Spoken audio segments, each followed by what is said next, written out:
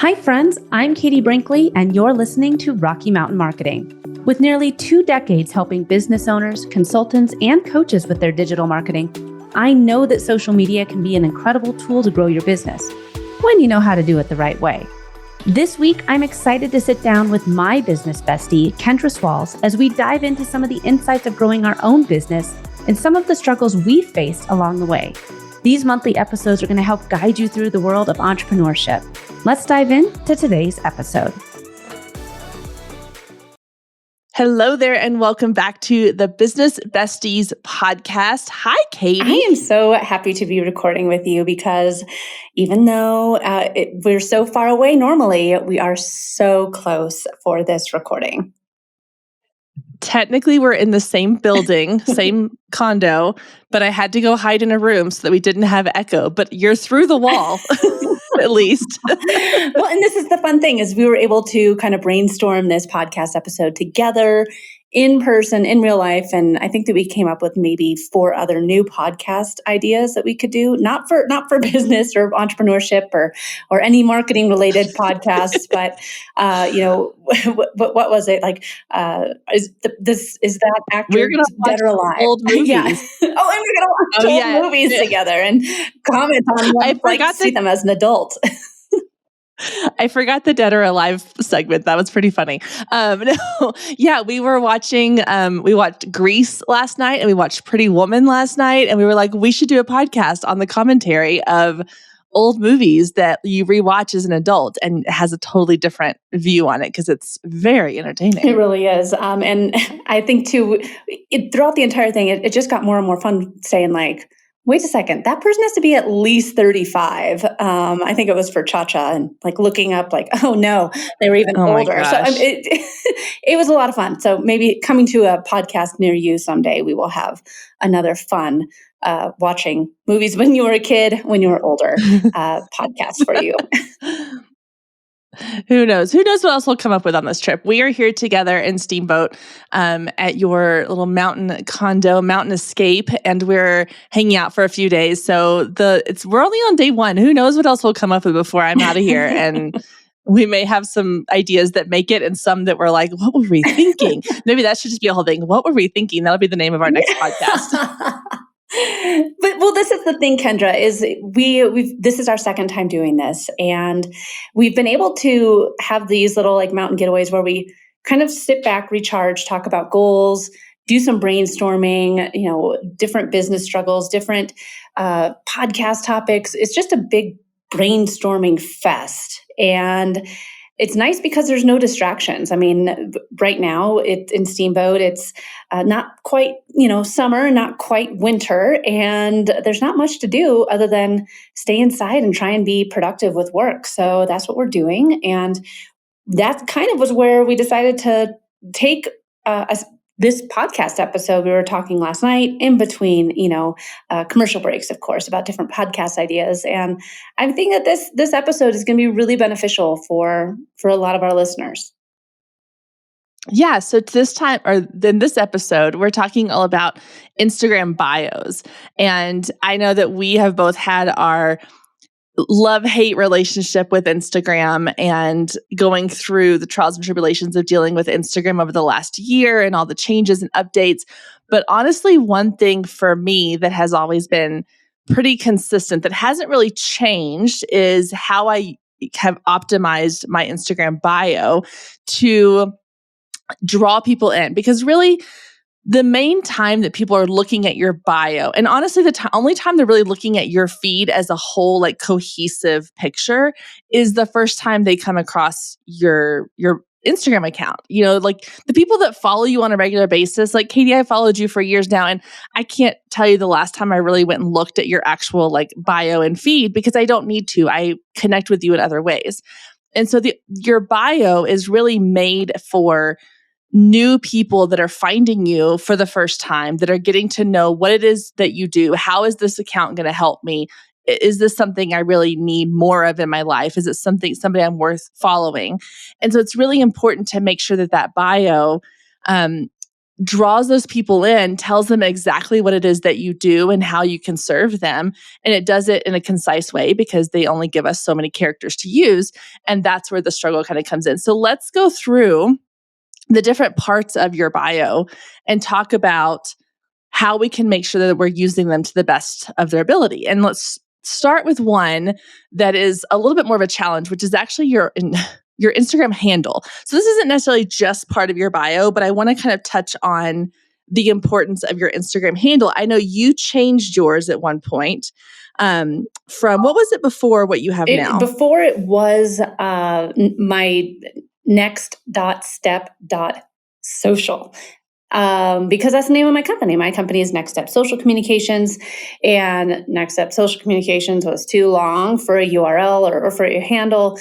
So I was like, all right, well, I'll do Next Step Social. Well, I was taken. So I was like, all right, well, I'll do nextstep.social. That was also, so I mean, like, it was definitely a lot of trial and error. And this is the thing. So I wanted it to be my company name because, I wanted people to know that I was an agency, that they could work with me for Done For You social media. But the reason that I shifted away from that, handle, in addition to it being very difficult to say, like, oh, follow me at next.step.social. The reason I moved away from it was because people were searching my company and my services based on my name.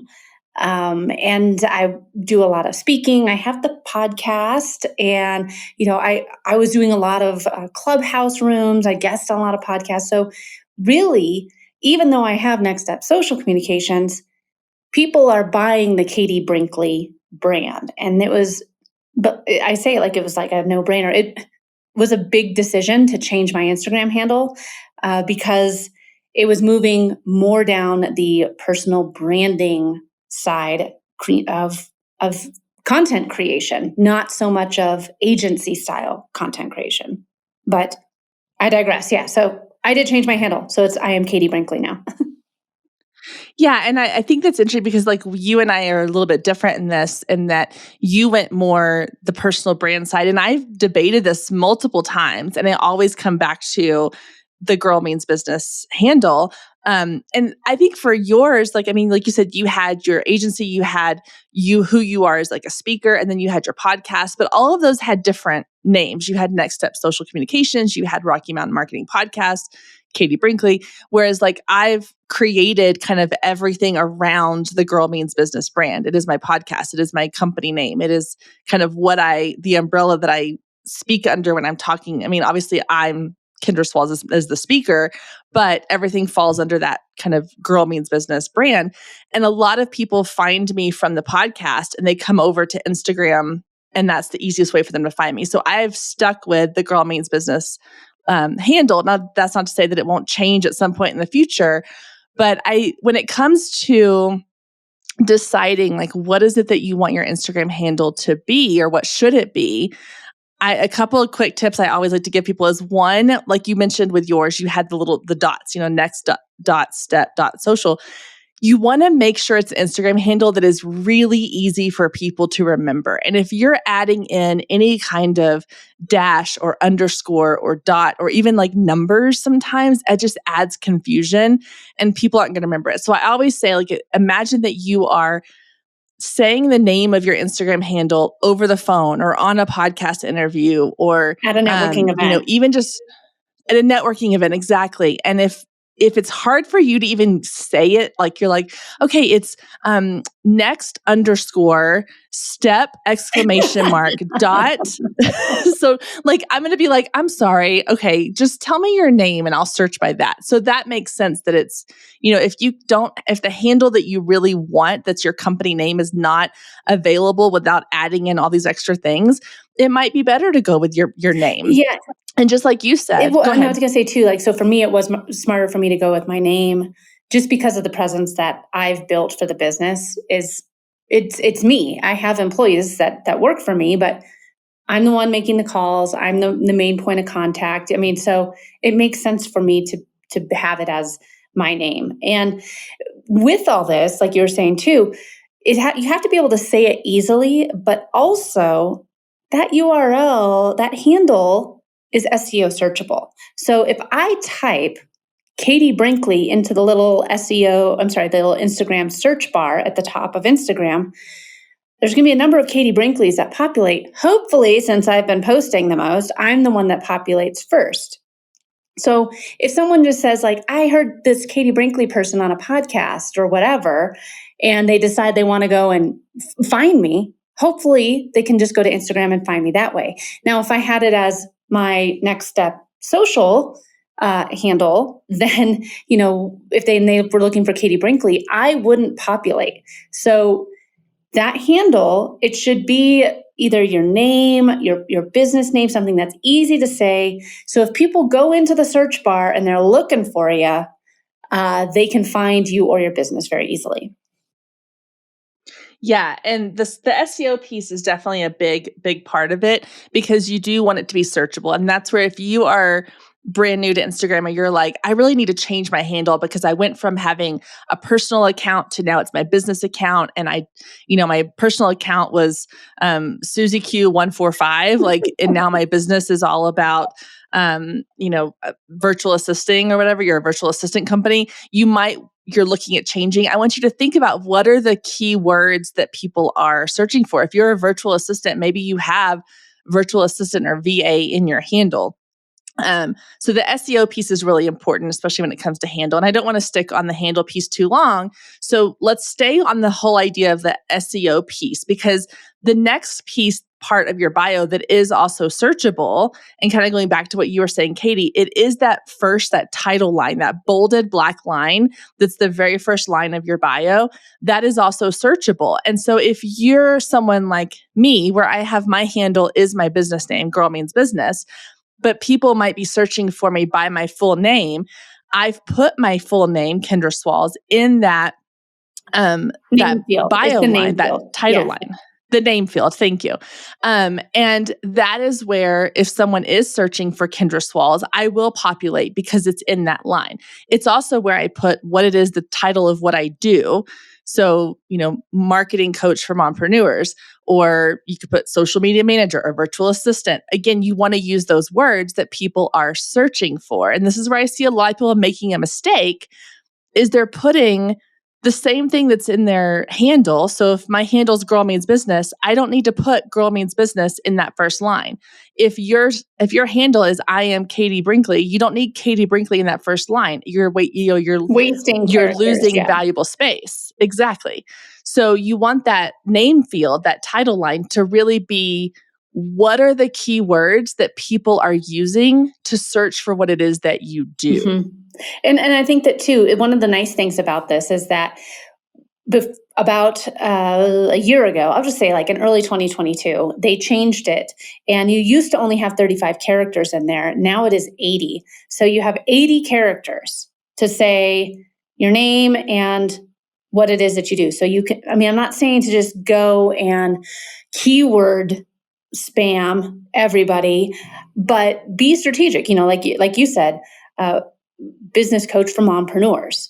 If someone types that into Instagram, you'll probably be one of the top people to populate there. So be strategic with their name field and say exactly what it is that you do that people could be searching for. Well, and one thing I want to say there too is, if you are, I'll just use the example of virtual assistant. Okay. There's a ton of virtual assistants on Instagram. If you go right now to your Instagram, and I invite you to do this if you're listening, open up your Instagram, go to the little search feature and type in virtual assistant, and you will see a ton of Instagram accounts that pop up that have virtual assistant as part of their searchable text in their bio. And that can also limit, your ability to get seen. So if you are a virtual assistant and you are specifically targeting a certain market, so maybe you are a virtual assistant for coaches, or you're a virtual assistant for photographers or boutique owners, like, get as specific as possible. Because if someone is going in, they're like, well, for example, with mine, I'm looking for someone that can help me as a mompreneur. If they type in just the word mompreneur, the chances of me showing up in a search are going to be higher, because I've used that to specify a little more like narrowly what it is that I do and who I'm targeting. Again, you don't want to just stuff keywords in there, but you do want to be strategic in how you're using that first line, because again, that is how people are searching for you. And people are going to, if you're using a really generic term, business coach, social media management, like it's going to get a little bit lost. So the more specific you can be in how you do it or who it's for, or, I see a lot of people who are like, I'm a web designer, but I'm specifically a web designer for Show It or WordPress.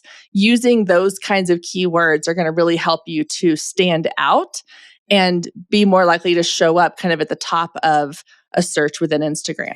And I think that too, we're kind of harping on this and hopefully driving a point home that people are searching for you. And if you give that Instagram now, yes, hashtags still matter, but they are moving more towards SEO and previously searched upon content. So Kendra and I were talking about this last night, how Meta announced that at this point in time, we're being shown about 15% of content from people that we don't even follow. And that number is supposed to double by this time next year. So when we open up Facebook, when we open up Instagram, we are going to be seeing content from 30% of creators that we don't know. So why does that matter with this name field business? If your content and you're putting out content that has the right keywords in there, and your bio, your Instagram bio says all this stuff, your name field says all this, you have a stronger chance of showing up into other people's feeds without them even following you, without them having to search hashtags or anything like that. So just put yourself in a position to be found, because you never know what possibility and what business or what networking connection could come from it. Yeah, exactly. I mean, like I said, this is all about optimizing, because we want to make the most of all these little small things. And the beauty of your bio is, one, it's not something that you're having to change every single day. It's not like you're having to post all the time. You can set it up and it kind of runs for you. It's allowing you to get found. On the kind of the flip side of that is, I don't want you to think any of this is permanent too. So if you're listening to this and you're like, okay, I need to go in and change my name field, that title line, to have more of the keywords, but I am not really sure what the best ones are, just put something in there and kind of let it work for a little while, and then look at what other people are doing. You can always go and adjust it. Now, I know that like with the title line, obviously with your handle, you can only change that so often. The title line, you can only change, I think, twice in a 14-day period. So, but again, it's not permanent. And so you can always be tweaking and adjusting and changing up how you're kind of wording things. Or if you niche down even more, you can go in and add in those keywords. So don't feel like this is like one of those things where it's like, oh my gosh, I have to like overanalyze all of this. Just get something in there, make sure it's, optimized like we're going to go through today. And then you can always go back and make little small changes. And I want to just emphasize a part that you were talking about. You can only change it twice every 14 days. So double check to make sure you didn't misspell something, double check to make sure that it is, everything is correct in there in your name field when you are updating it, because you don't want to be stuck with, a misspelled name or some, weird thing that you didn't mean to put in there. And you can't just kind of throw things in there and see how they look. So be strategic with it and be mindful as you are making these updates. I do want to say too, Kendra, one thing that you brought up when you started talking about why we're talking about bios. And girl, I'll be honest, I haven't looked at your regular feed in quite some time, but that doesn't mean that I don't still love you, but I already know you. I already like you. I already trust you. There's no reason for me to head on over to your main grid. I see you show up in my feed because you are one of my favorites, but I see you show up in my feed and I like and engage with your posts from there. It's the people that are coming to your content from the from the feed. So they've seen your reel. Now, we always talk about like going viral is not a business strategy, but you do want to be doing reels because it is that wide net for reach. If you're creating reels and you haven't looked at your Instagram bio recently and you're saying, oh, well, I had this post that had 6,000 views and nobody followed me. Well, let's take a look at your bio, because clearly there's some disconnect between what they saw in that reel and what your bio is saying. It didn't say, hey, this is what I do, who I serve, why you want to work with me, and what to do next. So those are 4 things that every Instagram bio should have. And it's a lot to get out in only 150 characters. Yeah. And before we get to, I want to pause really quickly and kind of back up, because we skipped over one piece that I want to touch on before we get to the actual text of the bio. And that is your profile photo. Because a lot of times I see people hiding behind a logo, and people don't connect with logos, guys. People connect with a face. They connect with a person. And even if you are someone who has a team of people, I always recommend having a face to go with the brand. And you look at this and you see this in marketing all the time. I mean, you think about all the commercials that you watch. Insurance companies are great at this, because insurance companies, again, it's Progressive, it's Geico, it's State Farm, it's Farmers. They're just logos, but they have gone and they have created a face. When I say Geico, you immediately think of the Geico gecko. When I say Progressive, you think of Flo from Progressive. The Mayhem guy, I couldn't remember which one he was with, but they've put a face to the brand so that you have somebody to connect with. And that's exactly what you're doing with your profile photo, is you are giving people a face to connect with. And if that picture is a logo, you're probably less likely to get someone to follow you. But if that picture is a picture of you as the person behind the brand, and it's you that they can connect with, it's you close up, it's you, not a pretty landscape, it's not like a mountain scene where you're teeny tiny in the photo, because those little circles are small on people's phones. They're not, these giant photos, they're tiny. So you need to make it a face and a photo that people connect with, and not just the beautiful logo you paid someone to create for you. Put that somewhere else. But it doesn't need to be, in my opinion, in your profile photo. And I just want to share a quick story here, because in addition, I had my company name, next.step.social, and I had a great logo. Everything in the feed was on brand. I had some amazing graphics that I made, some decent stock imagery. But, I was like, gosh, nobody's following me. Instagram doesn't work for my business. That's what I said. And I work with social media, and I was like, oh, I just don't know what to say on Instagram. No, it just doesn't work for me. I have way more luck on LinkedIn. Well, why did I have more luck on LinkedIn? Well, it's because I had a picture of my face. I was showing up, sharing pictures of my workspace, talking about what I was working on. Why I wasn't doing that over on Instagram, I don't know, because I had the URL and the handle as my business. I was like, well, I can't really showcase, so-and-so. They don't work in the same state as me. I can't really showcase Nikki. She's coming in only a couple days. So a lot of the things I was like, I just can't do it on Instagram.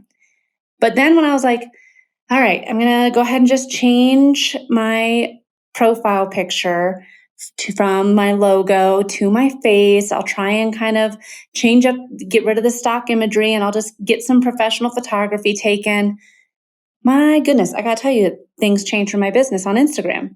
It's now one of my best tools for my business, for marketing. Instagram is. I also changed my handle and stuff since then. But when I changed it from my logo to my face, everything changed, because people felt like they were doing business with me. They were doing business with somebody that they could easily see, know, like, and trust. And as much as I would like to think that the Next Step Social logo is as recognizable of a logo as, I don't know, like Nike or something, it's not. It's not yet. But this is how I know we share a brain, because I was literally about to say, I hate to break it to you, but you're not Nike. I'm not Nike. And so no one's going to be like, oh, I recognize those little staircase logos. Totally going to do business and engage with those posts. That stock imagery speaks to me. No. People, I mean, like, you have to be willing to step in front of the camera. You have to be willing to give your business a voice. And if you're saying, I don't know if I really want to be the voice of my business, find somebody in your business that can be. Yeah. Yeah, I had a friend that owned like a little online boutique, and she was adamant. She did not want her face to be the face of the brand. And she didn't want to be in the photos wearing the clothes. She was not someone, she was not on social media personally. And I had to finally tell her, I was like, look, if it's not you, then you need to find someone who is going to be the face, whether it, like one person who is like the model for all your clothes, like your ideal type person, they're the face, like that has to be it. And she chose not to do that. She kept it just as a logo and very kind of like, here's the wall I've put up between me and my business. And it showed. And I mean, sadly, her business no longer exists because she was not willing to really kind of put herself into it. And it was all very generic and very kind of, she was using stock images. She was using like nothing was relatable. And that was really hard for people to connect with. And as much as like it sounds cheesy, that it's like, it's just a logo inside of a little circle on my Instagram. I get that. But that is one barrier that you are putting up between you and your audience. And the fewer barriers that you have, the more likely they are to be like, yes, this is someone I want to connect with. And you got to think too, like that little circle is what shows up in your stories. And so when you open up your Instagram app, I know for me, one of the first things I do is I go through those stories. And when I come to one that's like a logo, I'm like, wait a minute, what is this? Oh yeah, that's that like random clothing company I follow. Skip through that. I don't care about that. But it's the ones where I'm seeing someone like Katie's stories or other people that I follow where I'm like, I want to see their face. I want to see them as a person. I don't just want to see like these pre-done video clips or story templates they've created that are beautiful and they're great. But like you said, no one ever says, oh my gosh, that resonated. Like that stock image spoke to me. Like that doesn't happen. Like that does not happen. So I know that was kind of a little bit on like a tangent there, but it's obviously we feel very passionate about this and it's so important. And I've seen the change in my growth on Instagram. You've seen it on yours, Katie. We both are like testaments to the fact that when you start putting a face to the brand and you are connecting with your audience on a personal level, that doesn't mean you have to share every detail of your life. But again, they have someone to connect with. That's when the real growth starts to happen. And So, depending on where you're at with your business, I think that too, like let's say you have 100 people working for you and you do have a logo, figure out a way for your business to have a face that goes along with it. I mean, I'm just going to go a little bit down this rabbit hole a little bit more here because with like you see those billboards for lawyers, and it has the two main lawyers that, are in charge of the law firm. They got a whole lot of other people other than just the two of them that work for them and are able to make sure that their company goes. So like when you see those billboards, it's no different. Your Instagram is a billboard for your company. So take the two people that are going to be the face of your business, put them out there and really try to take it and make it personal because people want to buy from people that they know, like, and trust. Exactly. And again, if you pay attention to commercials everywhere, it's why places like Subway put celebrities in their ads because they need you to connect with somebody because you're not connecting with the photo of the sandwich and the meatballs with steam coming off of them. Like that's not, I mean, it may make you hungry, but you're not going to remember that for very long. So we see this being done everywhere in marketing. So this is not something that Katie and I are just like, this is our like random marketing idea. It's happening every single place that you look. And so it's one of those things where like once you see it, you can't unsee it and you're going to start noticing it in other places. It's actually kind of fun. I like seeing those things, but that's just like the marketing nerd in me recognizing those. And all right. So Kendra, I feel like this has been a wealth of knowledge and people can kind of take what they're already doing and take a look at your URL, take a look at your name field, take a look at your profile picture. And I think that we should, in next week's episode, we should do a deep dive into how to really optimize those 150 characters because that's not very many characters for you to get a lot of information out. And they're very important because, as we said at the beginning of this episode, we should That's how people decide they want to follow you or not. That's how people decide they want to do business with you or not. And if you haven't looked at your bio recently, it's about time that you do. So I think we should take this and put it into our next Business Besties episode, a deep dive of how to optimize those 150 characters. Yep, that sounds good to me. Awesome. Well, with that being said, hopefully you have gotten some great ideas to look at and this is what we were talking about with Instagram.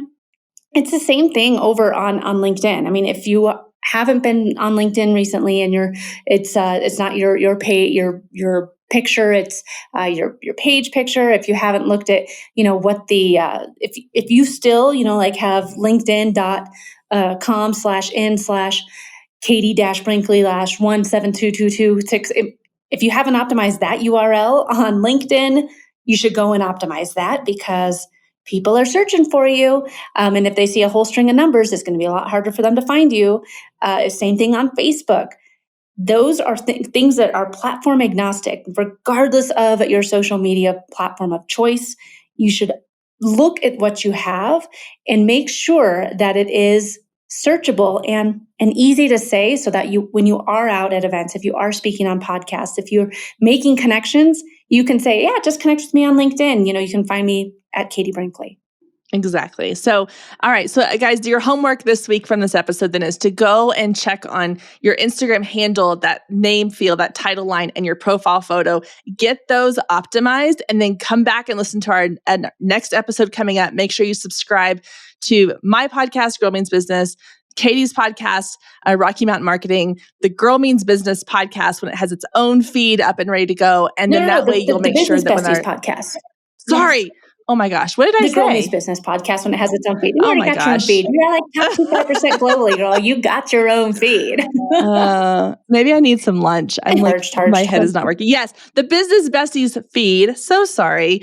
Make sure you subscribe there so that when the next episode comes out, it will be in your podcast player, wherever you're listening to us at, and you won't miss out when we go into the next part of optimizing your bio. So everyone have a wonderful day. We're going to enjoy our time here in Steamboat, and we will be talking to y'all soon. For those of you that are interested in building more business, I invite you all to Social Profit Lab, which is going to be February 21st through 24th, 2023.